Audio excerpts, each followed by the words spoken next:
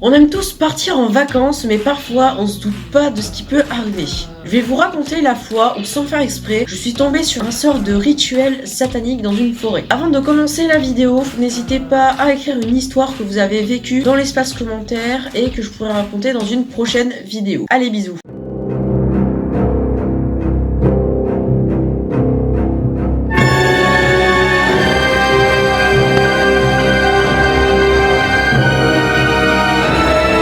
Quand j'avais 12-13 ans, mon père a déménagé dans une ville au Pays Basque. La maison, elle était située dans une grande impasse. Il y avait une forêt qui était située devant et elle était vraiment à quelques mètres de notre habitation. Il faut savoir aussi qu'au Pays Basque, il y a un sport qui est très réputé depuis de très nombreuses années, la pelote basque. Du coup, avec le fils de ma belle-mère et ma sœur, on s'est dit que ça serait cool de tester et qu'en plus ça tombait bien puisqu'il y avait un terrain de ce sport juste à côté de chez nous. Dès le matin, on prend un sac avec une bouteille d'eau, une pala. Pour ceux qui savent pas, c'est le nom de la raquette qu'on donne pour la pelote. Et mon téléphone. Toute la matinée se passe parfaitement bien et en quelque sorte, on décide d'aller explorer cette forêt. Et les chemins, on voyait qu'en fait, ils étaient pas très utilisés puisqu'en fait, il y avait énormément de ronces, de cailloux et de bouts de pierre en plein milieu des sentiers. Après avoir marché 15 bonnes minutes, on s'est dit qu'il n'y avait pas grand chose d'intéressant à part une atmosphère pesante et une sensation d'être observé.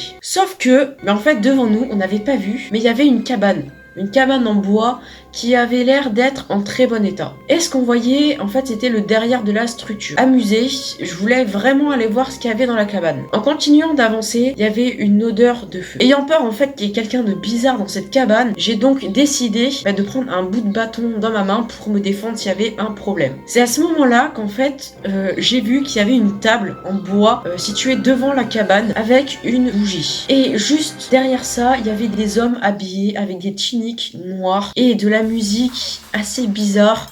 On a donc couru à l'opposé vers chez nous et puis on n'est plus jamais sorti de la maison de la soirée. J'en ai donc parlé à mon père pour qu'on puisse y retourner et il ne voulait pas prendre le risque d'y aller.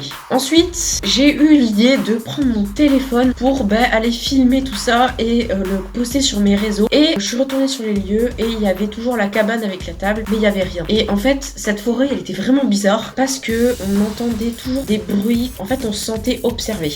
Du coup, je suis partie et j'y suis plus jamais retournée de ma vie. Ensuite, j'ai décidé de faire quelques recherches sur cet événement parce que ça me paraissait vraiment bizarre de tomber sur ça en pleine forêt et j'ai vu ça sur Google. En conséquence, une grande variété de rituels peuvent exister. Le rituel classique, c'est la messe noire.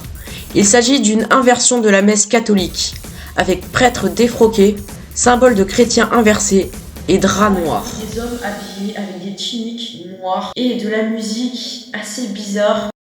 On célèbre Satan comme le libérateur.